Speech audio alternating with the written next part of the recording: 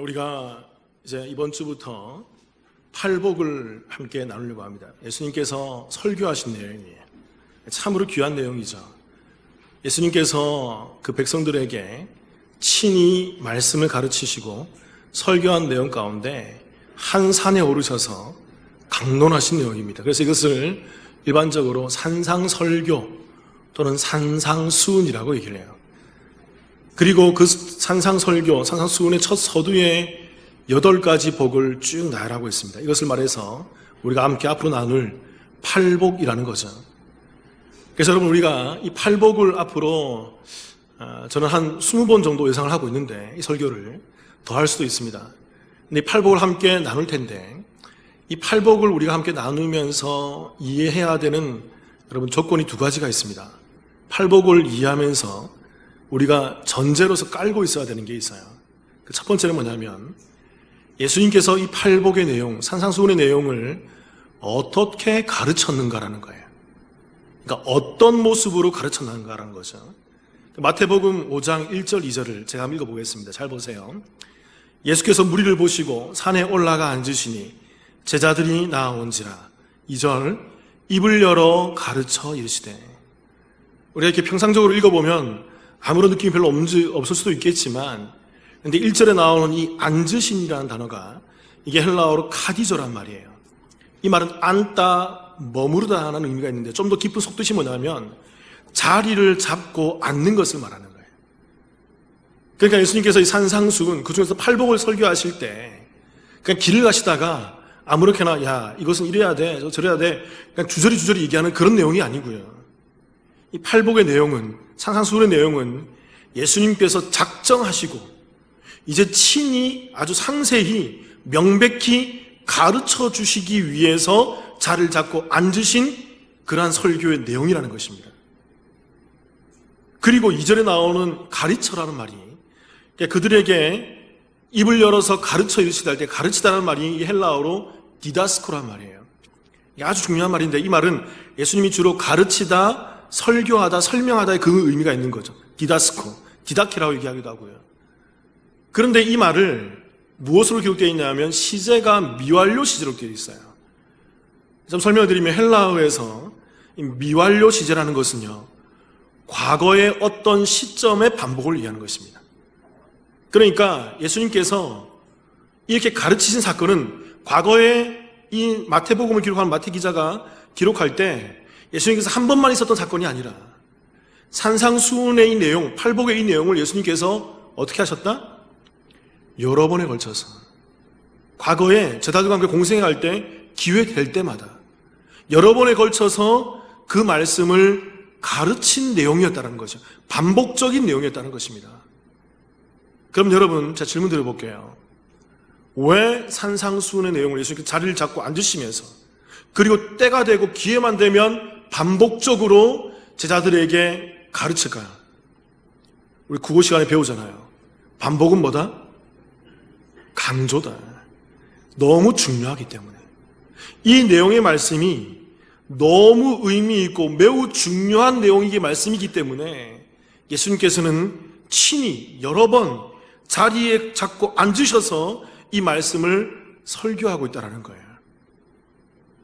또 2번째, 우리가 산상수훈에 대해서 전제를 깔아야 되는 2번째는 뭐냐면요, 이 말씀을 그러면 누구에게 가르쳤는가, 이게 매우 중요합니다. 산상수훈의 내용을 누구에게 가르쳤는가라는 거예요. 다시 마태복음 5장 1절의 말씀을 우리 같이 한번 읽어볼까요? 마태복음 5장 1절 읽겠습니다. 시작. 예수께서 무리를 보시고 산에 올라가 앉으시니 제자들이 나아온지라. 누가 나와왔어요? 예수님께서 딱 자리를 잡고 앉았을 때 제자들이 나와 앉는 거죠. 여러분, 이 제자들은 12제자이기도 하고 또 예수님을 따랐던 수많은 제자들도 있었습니다. 그 제자들 다 포함하는 내용, 그 무리들을 얘기하는 거죠. 그런데 이 사람들이 어떤 사람들이었습니까? 예수님을 믿고 예수님의 가르침에 대해서 청종하는 사람들이었어요. 그러니까 여러분, 잘 아셔야 돼요. 팔복은요, 이 전제가 있습니다. 예수 믿지 않는 사람들이 읽어도 모르는 거예요. 예수님을 모르는 사람이 팔복을 읽으면 오해하게 되어 있는 거예요. 그리고 팔복은 누구한테만 주어졌다고? 제자들, 예수님을 믿는 믿음의 사람에게 주었다라는 것입니다. 그래서 여러분, 이 의미가 어떤 의미냐면, 팔복을 오해하지 말아야 되는 것 중에 하나가 뭐냐면, 팔복을 잘 지켜야만 복을 받는다라는 내용이 아니라는 거예요.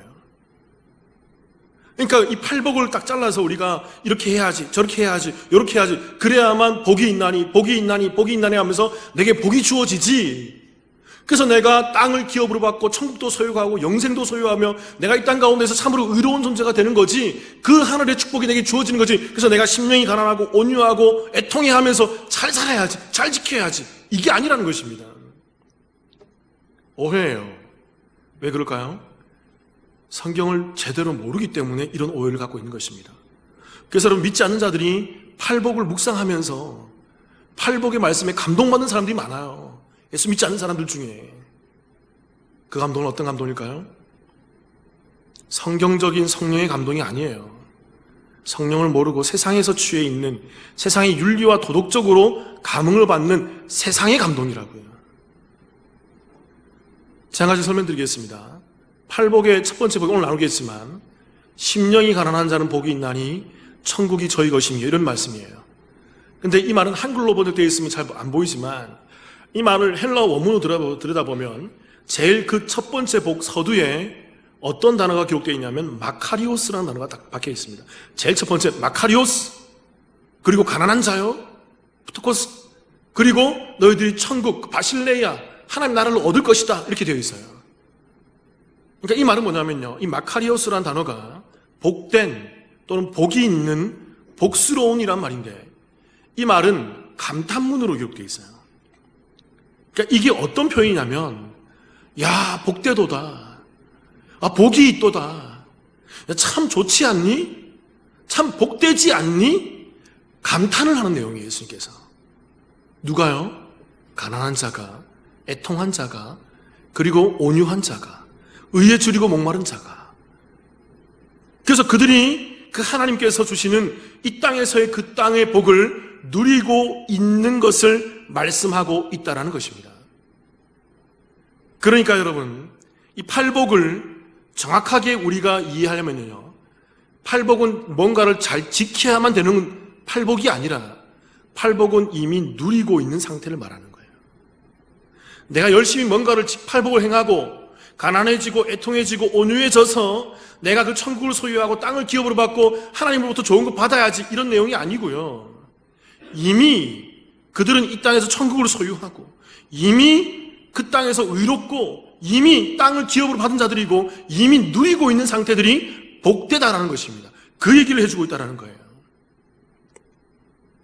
그러니까 여러분, 이 정의를 잘 이해하셔야 됩니다. 한번 따라해 볼게요. 팔복은 해야 할 행위가 아니라 누리는 상태이다. 잘 하셔야 돼요. 예수 믿지 않는 사람들은, 예수, 제가 다음 시간에 또 다음 주 설명 자세히 드리겠습니다.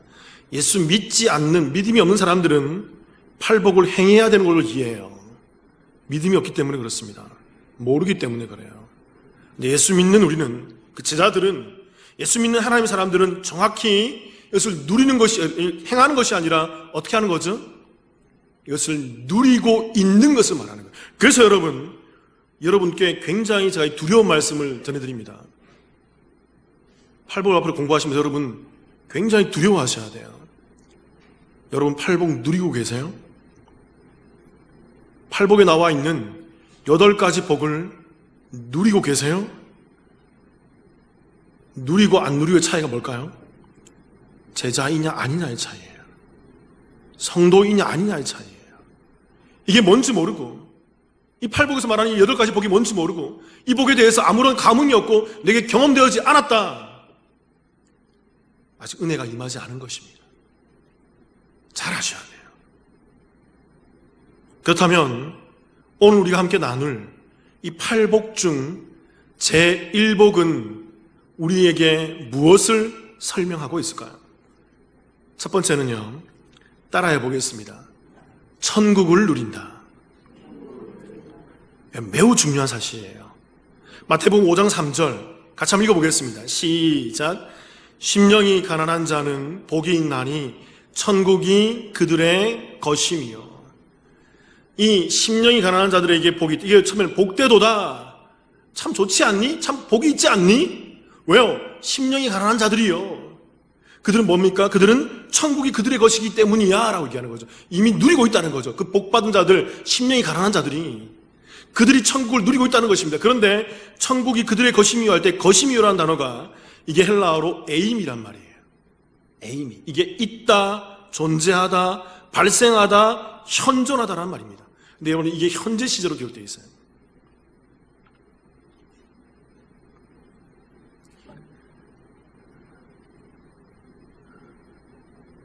죄송합니다 여러분. 제가 조금만 좀 있을게요. 좀 어지러워서 그래요. 네.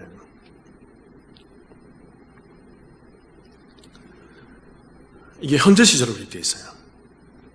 그러니까 헬라어에서 현재 시제라는 것은 뭐냐면요, 지속과 반복과 습관을 말한다고 그랬잖아요. 그러니까 이 심령이 가난한 자들이 복을 받아서 누리고 있는데 현재 이들이 이 땅에서 그 천국을 경험하고 있다는 거예요. 천국의 존재를, 천국이 현존하는 것을, 천국이 이 땅에서 발생되는 것을 누리고 있다는 거예요. 앞으로 누리게 될 것이다가 아니고요, 지금 누리고 있음을 얘기하는 거죠.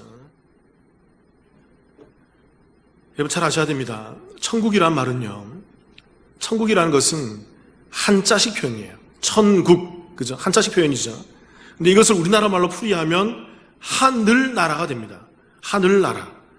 그래서 일반적으로 이 한자식 표기 때문에 성도님들이 천국을 많이 오해하는 것 같아요. 천국을 뭐라고 인식하냐면, 천국은 저 하늘에 있는 나라, 멀리 죽어서 가는 저 하늘에 있는 나라라고 인식하는 경우가 많이 있습니다. 여러분 이러한 해석은 틀린 것은 아니에요. 틀린 것은 아니지만 자칫 잘못하면 성경이 말하고 있는 그 천국의 개념을 오해할 수가 있어요. 천국은요, 하늘나라, 죽어서만 가는 그 하늘에 있는, 그 하늘 위에 있는 나라라고 생각하는 것이 아니고요, 천국은 하늘나라 외에 성경에서 표현하고 있는 제3의 표현이 있습니다. 천국 또는 하늘나라 외에 제3의 표현이, 이게 제일 많아요. 어떤 나라일까요? 천국을 성경에서 뭐라고 표현할까요? 따라해 볼게요 여러분. 하나님 나라. 무슨 차이인가? 차이가 큽니다. 천국은요, 천국, 하늘나라이지만 이꼴 동시에 하나님 나라, 하나님의 나라라는 것입니다. 이 개념을 동시에 설명하고 있는 구절이 마태복음 19장 23절 24절이에요. 자, 한번 읽어볼게요. 이런 말씀이 있습니다. 예수께서 제자들에게 이르시되 내가 진실로 진실로 너희에게 이르노니 부자는 천국에 들어가기가 어려우니라. 천국이라는 표현을 쓰고 있죠. 24절 다시 너희에게 말하노니 낙타가 바늘귀로 들어가는 것이 부자가 어디에? 하나님의 나라에 들어가는 것보다 쉬우니라. 그러니까 천국과 하나님의 나라를 마태 기자가 동시에 쓰고 있어요. 이것은 같은 개념인 것입니다. 하늘에 있는 나라나 하나님의 나라나 똑같은 개념이라는 거죠. 그러니까 여러분, 신약 성경에서 왜 이 천국이란 단어와 하나님의 나라란 단어를 혼용해서 쓸까요? 오직 마태복음만 그래요. 다른 복음서에는 모두 다 공히 하나님의 나라로 써 있어요. 근데 마태복음에만 하나님의 나라도 쓰여져 있지만 딱 5번만 쓰여 있어요. 그러니까 나머지 수십 번은 다 천국으로 기록되어 있어요. 왜 그럴까요? 마태복음을 수신받는 첫 번째 수신자가 누구냐면 유대인들이었어요. 유대인들의 전통이 있습니다. 유대인은 거룩하신 하나님의 이름을 쓸 수 없었어요. 그들은 야훼, 하나님이라는 단어를 쓸 수 없기 때문에 그 야훼라는 단어를 아도나이라고 고쳐서 그것을 기록하고 있는 거죠. 그 성경을 쓸 때 아도나이라는 말로 고쳐서 발음을 하는데 쓸 때는 야훼라고 써요. 히브리어로.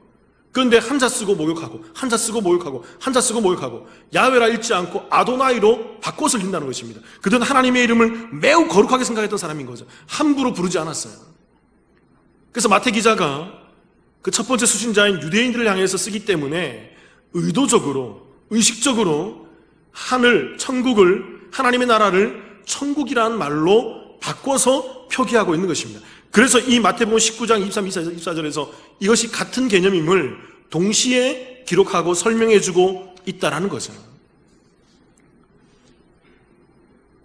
저는 개인적으로 이 천국이라는 이 성경적 용어보다는 하나님 나라라는 이 용어가 더 좋다고 생각합니다. 더 정확하다고 생각해요. 하나님 나라, 하나님 나라. 이 나라라는 말은요, 자, 여러 번에 걸쳐서 이렇게 말씀드렸습니다. 성경 공부할 때나 설교할 때 말씀드렸어요. 이 단어가 무슨 단어다? 헬라어로 이게 바실레이아라는 말입니다. 바실레이아. 하나님, 바실레이아라는 말인데 이게 이 표현은 우리가 그리고 있는 한국, 대한민국 지도의 개념이 아니고요. 세계 지도의 개념이 아니고요. 바실레이아의 본래적 의미는 뭐냐면 주권의 개념이에요. 통치의 개념이에요. 그러니까 하나님의 나라, 하나님 바실레이아, 하나님의 나라라는 말 무슨 말이냐면 하나님이 뭐 하시는 곳이다? 통치하시는 곳이라는 거예요. 거기가 전 세계 어딘들, 천국이 있는 이 땅이들 상관없어요, 여러분. 하나님이 이 땅에 계시고 하나님이 천국에 계시고 하나님이 임재하셔서 그 하나님의 통치를 받고 있는 주의 신실한 백성들이 바로 누구다? 하나님의 나라라는 거예요. 그래서 여러분, 우리가 거룩한 나라예요. 우리가 예수 믿고 하나님을 경험하는 그 거룩한 나라, 하나님의 나라, 천국으로서 우리가 이 땅을 살고 있다는 것입니다. 이 일을 돕기 위해서 마태복음 4장 17절 한번 볼게요. 같이 한번 읽어보겠습니다. 시작. 이때부터 예수께서 비로소 전파하여 이르시되 회개하라, 천국이 가까이 왔느니라 하시더라. 그러니까 예수님께서 첫 번째 공생애를 시작하시면서 제일 첫 마디가 이 말이에요. 회개해. 여러분, 우리 회개 있어야 됩니다. 거듭 말씀드리지만 우리가 예수 믿는다면 우리 안에 이 회심의 사건이 분명히 있어야 돼요. 지난주에도 말씀드렸지만 우리 안에 이 회심의 사건이 모호하고 회심에 대해서 이것이 없다 그런다면 잘 생각해 보셔야 돼요. 내가 예수 믿는 거 맞는가? 근데 회개해. 왜냐하면 천국이 이 땅에 가까이 왔기 때문이다라고 얘기하고 있는 거죠. 근데 여러분, 가까이 왔느니라는 이 가까이 왔다라는 단어가 헬라어로 이게 엥기조란 말입니다. 엥기조. 이 말이 이르다, 가까이 오다라고 기록되어 있는데 이게 뭐 어떤 의미냐면 완료 능동태로 기록되어 있어요. 완료된 거라는 거예요. 그러니까 가까이 왔느니라는 말은 멀리 있는데 계속 다가오고 있어, 그런 의미가 아니에요. 이 말의 의미는 예수님이 이제 공생애를 시작하고 초림하셔서 공생애를 시작하시면서 선포하는 거예요. 이제 내가 왔다. 내가 이 땅에 왔어. 예수님이 누굽니까, 여러분? 예수님이 누구죠? 삼위 하나님 중에 한 분이세요. 본질이 동등한 그 한 분이신 삼위 하나님 중에 한 분이신 그 하나님이 어디에 왔다고요? 어디에 오셨어요? 이 땅에 오셨어요. 그래서 이 땅에 하나님이 오셨기 때문에 이 땅에 하나님이 임재하는 것입니다. 완벽히. 그래서 예수님이 초림하시고 공생애를 시작함으로 말미암아 이 땅에 뭐가 임한 거죠? 천국이 완료된 거예요. 천국이 임해지는 것입니다. 그래서 여러분, 예수님께서 그 공생애 시작에서 이렇게 말씀하시면서 내가 이제 능동적으로 이 땅 가운데 왔어. 그래서 능동적으로 이 땅에 왔기 때문에 이 땅은 천국의 완성으로 내가 옴으로 말미암아 천국이 임했어. 그래서 너희들이 구약에서 모형으로 드렸던 그 제사와 절기와 여러 가지 구약에서 제사 드렸던 구약의 구차한 그런 행위들은 이제는 다 사라지는 거야. 내가 왔어. 완성시켰어. 그러니까 여러분, 잘 아셔야 돼요. 하나님 나라라는 개념은요, 잘 이해하셔야 됩니다. 이미 예수님이 오심으로 말미암아 이 땅에 임했지만, 이거 잘 이해하셔야 돼요. 예수님이 오심으로 말미암아 이 땅에 하나님 나라가 임했지만, 그러나 아직 계시록에 말씀하는 새하늘과 새 땅은 임하지 않은 것입니다. 성경의 이 미묘함을 잘 이해하셔야 돼요. 제가 이것을 영어식 표현으로 뭐라 말씀드렸어요? Already, but not yet. 이미와 아직. 이미와 아직의 성경의 이 용어를 잘 이해하셔야 돼요. 예수님이 이 땅에 초림하심으로 말미암아 천국이 이 땅에 임했지만 아직 그 완벽한 계시록에 말하는 새하늘과 새 땅의 그 나라는 아직 임하지 않은 것입니다. 그러나 주님이 오심으로 말미암아 그 새하늘과 새 땅에 있는 하나님이 주권 되시고 하나님이 통치하시는 그 천국의 개념이 이 땅에서 실현되고 있는 거예요. 그래서 여러분, 하나님 나라는요, 정확히 이해하셔야 돼요. 우리가 죽어서 가는 곳이 아닙니다. 물론 죽어서 가지만 죽어서 가게 되는 그 천국, 하늘에 있는 나라, 새하늘과 새 땅은요, 오직 누구만이? 이 땅에서 그 하나님 나라를 뭐한 사람들만이? 경험한 사람들만이. 이 땅에서 하나님 나라를 경험한 사람들만이 죽어서 가는 그 하늘 나라를 들어갈 수 있는 거예요. 그 천국이 그 하나님 나라가 연결되어 있다고 이렇게. 그래서 여러분, 신학자가 이렇게 표현해놨어요. 따라해 볼게요. 천국은, 다시 한번, 하나님 나라는 내세가 현세에 침투하는 것이다. 기독교의 정의입니다, 여러분. 기독교는요, 다른 종교와 다르게 내세, 죽어서 가는 그 새하늘과 새 땅, 그 천국이 예수님이 오심으로 말미암아 이 땅에 침투한, 이 내세에 침투한 그러한 종교인 거죠. 그렇게 여러분, 하나님 나라는요, 이 땅에서 경험하는 사람들만, 그 주인 되신 하나님을 경험한 사람들만 갈 수 있는 거예요. 제가 강하게 도전드립니다. 저는 우리 남부침례교회에서 제가 사역하는 동안은 계속 부담을 드리려고 그래요. 계속 이 복음에 대한 도전을 드리려고 그래요. 여러분, 하나님 경험하고 계세요? 지금 이 예배 시간에 성령님이 임재하시고 하나님이 임재하셔서 우리의 예배를 받고 있음을 여러분 경험하고 계시나요? 하나님의 음성이 이 가운데 선포되고 있음을 여러분 경험하고 계시나요? 그럼 이 예배는 어떤 예배여야 될까요? 팔복 중 제1복이 의미하는 바, 두 번째는요, 따라해 보겠습니다. 심령이 가난하다.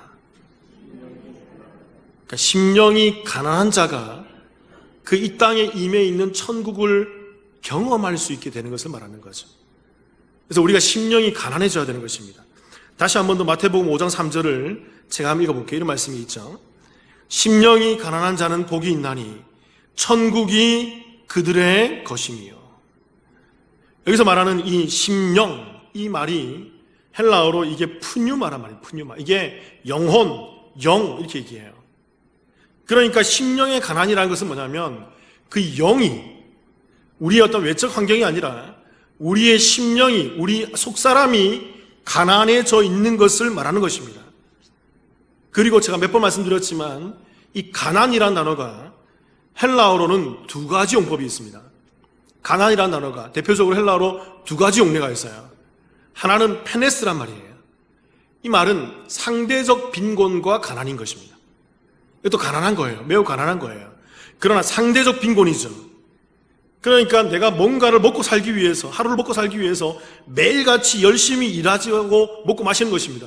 일용할 양식을 먹고 마시는 거예요. 그런데 그걸 먹고 나면 먹을 것이 없는 것을 말하는 거예요. 그래서 매일같이 일을 해야 되고 그 일 가운데서 겨우 입에 풀칠할 정도의 삶을 사는 것을 페네스라고 얘기하는 거죠. 이건 가난한 거예요. 정말 가난한 거예요. 근데 두 번째로 푸토코스란 말이 있습니다. 이 말은 절대적 빈곤과 가난을 말하는 거죠. 그러니까 이 말은 어떤 말이냐면요, 입에 풀칠이라도 할 수 있는 사람을 말하는 게 아니에요. 이 사람은 어떤 사람일까요? 풀칠조차 할 수 없는 사람이에요.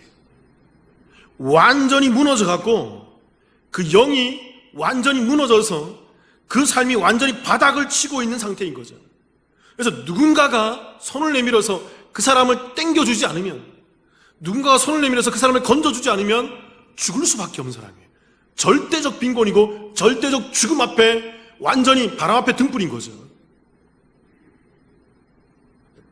그러니까 오늘 말씀은요, 이 가난을 푸토코스로 기록하고 있어요. 영이 가난하다. 영이 절대적으로 빈곤한 상태에 있음을 말하는 것입니다. 그가 어떤 사람이라고요? 그가 복된 자라고요. 그가 뭘 경험한다고요? 천국을 경험하는 거예요. 그러니까 여러분, 천국을 경험할 수 있는 그 천국이 복이잖아요. 그 천국을 경험하는 그 복을 경험할 수 있는 유일한 한 조건, 이들만이 천국을 경험할 수 있어요. 내가 열심히 뭔가를 해야 되는 게 아니라 유일한 조건이 뭐죠? 내가 뭐가 돼야 돼요? 내 심령이 뭐가 돼야 돼요? 푸터코스가 돼야 돼요. 내 심령이 가난해져야 되는 것입니다. 완전히 바닥을 쳐서 내가 가난해져야 그래야만 그 사람이 나는 아무것도 아니군요.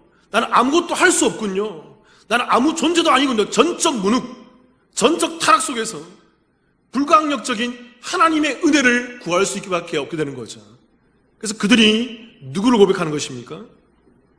하나님, 제가 다 해봤는데 안 되군요. 이것도 해보고 이것도 해보고 이것도 해봤는데 다 안 되군요. 내게는 오직 하나님밖에 없습니다. 하나님이 아니면 내가 착해질 수가 없고, 하나님이 아니면 내가 의로워질 수 없고, 예수 그리스도가 아니면 내가 다시 살아날 수 없음을 고백하는 것이 바로 이 심령의 가난, 그 푸뉴마가 푸토코스한 그 상태라는 거죠. 자, 예를 하나 드릴게요. 마가복음 12장 41절부터 44절입니다. 제가 읽어보겠습니다. 예수께서 헌금함을 대하여 앉으사 무리가 어떻게 헌금함에 돈 넣는가를 보실세. 여러 부자는 많이 넣는데 한 가난한 과부는, 가난하다 그러죠, 과부는 와서 두렙돈 곧 한 고드란트를 넣는지라. 예수께서 제자들을 불러다가 이르시되 내가 진실로 너희에게 이르노니 이 가난한 과부는 헌금함에 넣는 모든 사람보다 많이 넣었도다. 그들은 다 풍족한 중에서 넣었거니와 이 과부는 가난한 중에서 자기의 모든 소유 곧 생활비 전부를 넣었느니라 하시니라. 성경이 얘기해요. 가난한 과부, 푸토코스예요. 근데 이것은 외형적인 이 여인이 두렙돈밖에 없었어요. 이거 없으면 먹을 것이 없는 거예요. 이게 사라지면 떼거리가 없는 거죠. 그런데 헌금함을 지켜보고 있는데 예수님께서 많은 부자들은 땡그랑땡그랑하면서 주르륵 하면서 동전을 흘려놓고 있는데 이 과부는 자기가 가진 것이 딱 두렙돈밖에 없는 거죠. 그런데 그 두렙돈을 가져와서 그 두렙돈 전부를 이 가운데 넣는 것입니다. 그래서 주님께서 얘기하는 거죠. 저 과부가 그 여러 부자들보다 더 헌금을 많이 했다라는 것입니다. 왜 그럴까요? 그녀는 생활비의 전부를 드렸다는 것입니다. 자기의 전부를 드렸다는 것입니다. 더 이상 먹을 것이 없는 그 빈곤한 상태에서 전부를 드렸기 때문에 주님께서 그 여인을 칭찬하고 있다는 거예요. 근데 여러분 잘 아셔야 돼요. 여기서 더 중요한 사실이 있습니다. 이것을 전제로 깔고 이 사건을 이해하셔야 돼요. 여기서 정말 중요한 사건은 뭐냐면요, 가난한 과부가 예수님께 칭찬받는 이유는 이 여인이 두렙돈을 드렸기 때문이 아니라 자신의 전부를 드렸기 때문이 아니라는 거예요. 이걸 잘 이해하셔야 돼요. 표면적으로 보면 두렙돈 드렸고 전부를 드렸기 때문에 칭찬받았어. 야, 대단하다. 우리도 전부를 드리자. 많이 갖다 바치자. 기독교 아닙니다, 여러분. 거듭 말씀드리지만 여러분, 믿음 없이 교회 와서 헌금하지 마세요. 믿음 없이 교회 와서 많은 물질 바치고 믿음 없이 교회 와서 많은 봉사한다고 되는 거 아니에요. 그렇게 신앙생활하는, 그래서 교회가 망하는 것입니다. 그래서 한국 교회가 무너지고 있는 거예요. 위기 가운데 아무 힘이 없는 한국 교회가 되는 것입니다. 우리가 봉헌 드리고 봉사하고 그 모든 조건이 뭘까요? 이 과부가 왜 그 자신의 전부를 드렸을까요? 이 여인은요, 그녀가 자신의 전부를 예수님께, 하나님께 드릴 수 있었던 이것은 신앙 고백이에요. 믿음의 고백이라고요. 그녀는 자신에게 있는 두렙돈이 자신의 전부가 아니라, 다시 한 번 더 여러분, 이 여인은 자신에게 있는 이 두렙돈이 나의 전부가 아니라 하나님이 나의 전부입니다라는 이 고백 가운데 있는 거예요. 이 물질이 아니라, 많고 적음이 아니라, 건강하고 병들었음이 이 문제가 아니라, 좋고 나쁨의 문제가 아니라, 이런 것들이 나의 전부가 아니라 내가 경험해보고 살아보니까 하나님이 나의 전부였군요. 그래서 그 전부라는 그 고백 가운데에서 자신의 삶을 전적으로 하나님께 의탁하는 그 믿음의 고백 가운데에서 그 헌금을 드리고 있는 거예요. 그게 두렙돈이든 그게 한 렙돈이든 더 작은 단위든 상관없어요. 그 중심에서 하나님을 믿고 전적으로 신뢰하며 의탁하는 가운데서 드려지는 그 믿음의 고백, 그 고백이 진짜 의미 있는 물질이고 헌물이고 봉사고 믿음이라는 것입니다. 이와 반대되는 모습이 마가복음 10장에 나옵니다. 여러분 잘 아시는 사건이에요. 마가복음 10장에 보면 부자 청년이 나옵니다. 부자 청년이 나와서 이런 질문을 해요. 예수님께. 예수님, 어찌하여 내가 무엇을 하여야만 영생을 얻을 수 있지요? 이렇게 질문하는 거죠. 영생, 구원을 말하는 것입니다. 하늘나라, 하나님 나라를 말하는 거죠. 천국을 말하는 거죠. 이 부자 청년은 천국을 소유의 개념으로 누리는 개념이 아니라 잘못 보고 있는 거예요. 소유의 개념으로 보고 있는 거죠. 그래서 내가 어떻게 해야만, 뭔가를 해야만, 뭔가를 열심히 행해야만 천국에 들어갈 수 있나요? 행위의 기점으로 바라본 거죠. 그때 예수님께서 얘기하죠. 율법을 잘 지키면 돼. 부모 공경하고 살인하지 말고 거짓말하지 말고 했니? 이 청년이 와서 얘기하는 거죠. 저 다 했는데요. 다 했는데요. 그때 예수님 그 다음에 의미심장한 얘기를 합니다. 다 했어? 좋아. 그러면 너에게 가지고 있는 전부를 다 팔아서, 그 전부를 다 팔아서 가난한 사람에게 줘라. 그리고 너는 나만 쫓을 것이야. 나만 쫓아와라. 그때 이 부자 청년이 근심하면서 돌아가요. 근심하면서 돌아간다. 왜 그럴까요? 그는 이 천국을 자신이 누리고 자신이 소유할 수 있는 어떤 장식품으로 생각했거든요. 내가 뭔가를 열심히 하고 거룩하게 살고 윤리적으로 살고 도덕 잘 살면 천국에 갈 수 있는 행위에 근거한 신앙으로 생각했거든요. 그래서 열심히 살아가려고 노력했던 것입니다. 그런데 전부는 아니었던 거죠. 자신의 모든 것이 아니었던 거죠. 하나님이 나의 모든 것이 아니었기 때문인 것입니다. 그래서 내게 있는 그 전부가 하나님보다 더 아까웠던 거예요. 그래서 그가 근심하면서 돌아가는 거예요. 그게 믿지 않는 겁니다. 팔복을 누릴 수 없는 자들의 모습. 그래서 그들이 천국을 경험하지 못하는 거예요. 성경이 무엇을 말하는 것일까요, 여러분? 성경은요, 우리의 신앙의 중심을 말하는 것입니다. 우리의 많고 적음, 헌금을 많이 하고 적게 하고, 또는 헌금을 하지 않고, 이런 거 보는 거 아니에요, 여러분. 그것으로 정죄하시면 안 돼요. 그것으로 내 스스로도 정죄하시면 안 돼요. 내가 헌금을 하네, 많이 하네, 적게 하네, 이것으로 남을 비판해서도 안 되고요. 내 스스로 정죄해서는 안 되는 거예요, 여러분. 여러분들 스스로가 먼저 뭘 생각하셔야 되냐면, 내가 하나님을 과연 잘 믿고 있는가? 과연 하나님이 나의 전부인가? 나의 모든 것인가?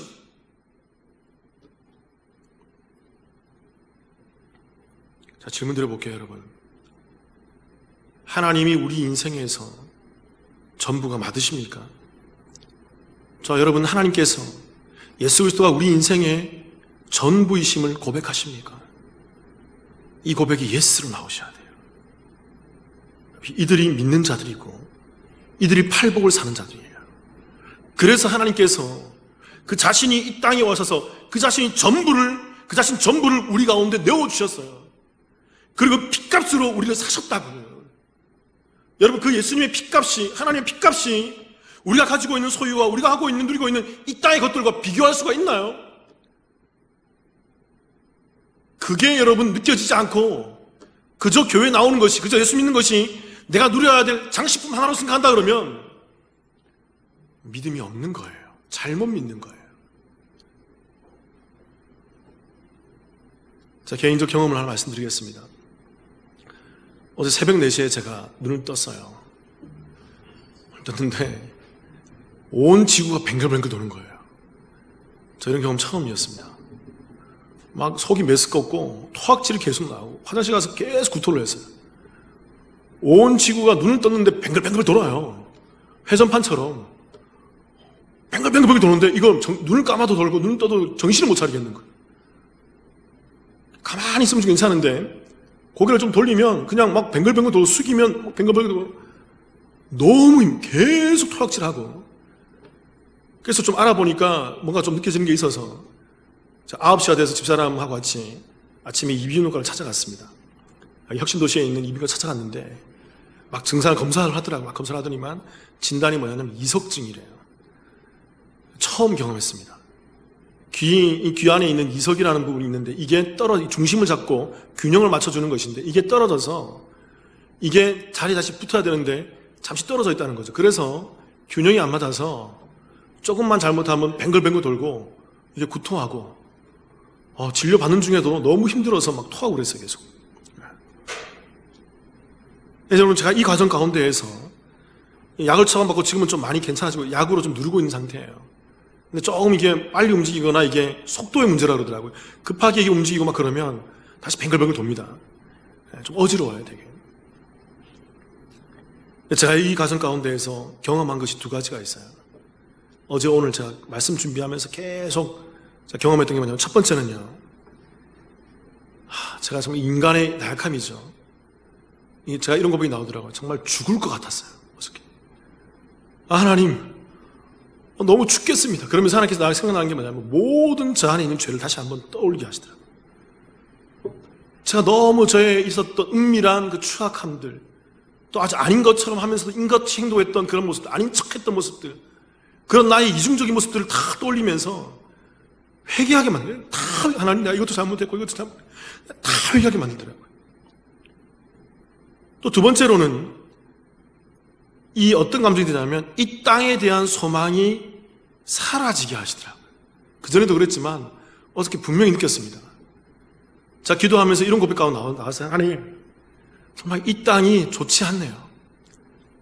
이 땅이 정말 좋지 않네요. 조금만 이렇게 귀에 이성이 딱 조금만 떨어지더라도 죽을 것 같고 내가 가지고 있는 것, 내가 누리고 왔던 건 아무 소용이 없고 정말 토하면서 정말 미치고 환장할 정도로의 이러한 경험을 하게 되는군요. 우리 인간은 이렇게 나약한 존재군요. 이렇게 연약한 존재군요. 하나님 다 필요 없습니다. 나 이렇게 뱅글뱅글 돌고 토악질하는 이 상황 가운데 있으면 하나님, 나 빨리 천국 가고 싶어요. 빨리 천국 가고 싶어요. 이런 경험 하고 싶지 않아요. 이 땅에 살면서 내가 앞으로 얼마나 많은 이런 경험을 해야 되겠습니까? 내가 앞으로 죽어가면서 병들어 죽어갈 건데 이 병들어 죽어갈 때 암으로 걸리든 어떻게 가든 코로나 걸리든 그 가운데서 내가 얼마나 고통받고 죽어가겠습니까? 하나님, 이 땅이 너무나 괴롭습니다. 이 고백이 나오더라고요. 그러면서 제 가운데 툭 튀어나오는 게 오늘의 주제예요. 내게는 하나님밖에 없군요. 내게는 하나님밖에 없군요. 예수님밖에 없군요.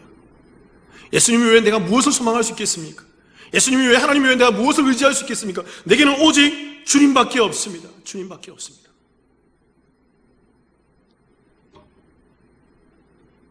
심령이 가난하다는 것은요, 물질적인 가난이 아닙니다. 환경적인 가난이 아니에요. 이것은 우리의 영이 가난해지는 상태입니다. 내가 완전히 무너져서 도저히 하나님 외에는, 예수 그리스도 외에는 나를 건져주실 분이 없다라는 그 고백까지 가는 상태, 그게 오늘 성경이 말하는 심령이 가난해진 상태예요. 그들이 그 상태에서 세상의 의사나 세상의 돈이나 물질이나 세상의 환경이 아니라 주님밖에 없군요 라는 이 고백이 터져 나오는 상태, 그 상태가 심령이 가난한 상태입니다. 그래서 그들이 그 고백 가운데에서 예수 그리스도를 믿게 되어서 그리스도를 믿는 믿음으로 말미암아 이 땅에서 하나님을 경험하는 거죠. 그 천국을 경험하는 거죠. 그 하나님 나라를 경험하는 거죠. 그 바실레이아를 경험하는 거죠. 그래서 그들이 이 땅에서도 천국을 경험하며 그 죽어서도 가는 그 영원한 천국에서도, 새하늘과 새 땅에서도 그 천국을 경험하는 그 삶을 살아간다는 것입니다. 그래서 여러분, 오늘 이 말씀을 정리하면요, 이런 말씀으로 좀 정리를 해보았습니다. 마태복음 5장 3절의 말씀 이렇게 좀 풀어봤어요. 제가 읽어볼게요. 복되도다 자신의 무능력함을 깨달은 사람들아. 왜냐하면 너희들은 그 영의 가난함으로 인해서 이 땅에서도 하늘에서도 천국 시민으로 살고 있기 때문이다. 질문 드립니다, 여러분. 하나님을 경험하고 계시나요? 여기 예스 하는 분들은 정말 잘하신 것입니다. 정말 귀하신 분들이. 그러나 거기에 대해서 모호하게 잘 모르겠는데요, 글쎄요, 또는 노라고 대답하는 분들이 있다 그러면 자, 그분들께 권고드립니다. 이 심령의 가난을 경험하셔야 돼요. 심령의 가난한 상태까지 가셔야 돼요. 주님 외에, 하나님 외에 안 된다라는 이 고백 가운데 가셔야 됩니다. 저와 여러분이 그 심령 안의 가난함 속에서 그 예수 그리스도를 고백하는 그 믿음의 고백 속에서 하나님만을 전적으로 신뢰하며 하나님만을 경험하는 그 하나님의 나라로 이 땅을 살아가시기를 주님의 이름으로 축원합니다. 같이 한번 기도하시겠습니다.